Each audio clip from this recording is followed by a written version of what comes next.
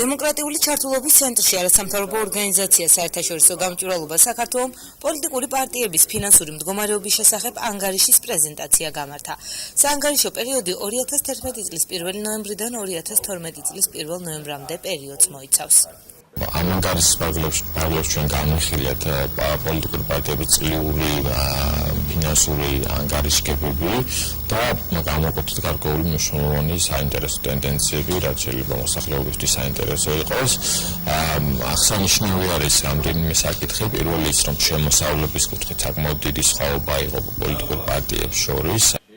გამჭვირვალობის წარმომადგენელმა ისაუბრა ქართული ოცნების ლობის ამერიკულ კომპანიებზეც, რომლებთანაც ბიძინა ივანიშვილი თანამშრომლობდა. ეს ინფორმაცია ამ კომპანიების მხრიდან საკუთარი ხელშეკრულებების გასაჯაროების შემდეგ გახდა ცნობილი. ლევან ნატრიშვილის თქმით, ანგარიში ასევე მოხდა ნაციონალური მოძრაობის წინასაარჩევნო შეკრების მიზეზით მიკროავტობუსებისათვის თავდაცვის სამინისტროს მარაგიდან საწვავის გამოყოფის ფაქტიც, რომელიც თავის მხრივ აუდიტის სამსახურმაც აღიარა.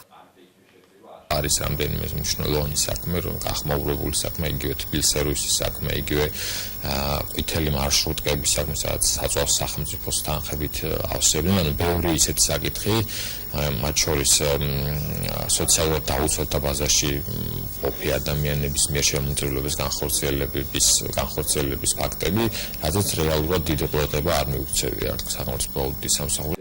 გამჭვირვალობის წარმომადგენელმა აღნიშნა, რომ აუდიტის სამსახურმა არჩევნების შემდეგ ფაქტობრივად შეაჩერა მუშაობა, რის გამოც წინასაარჩევნო პერიოდის მანძილზე გამოვლენილი დარღვევების შესახებ ეჭვები და კითხვის ნიშნები დღემდე არსებობს.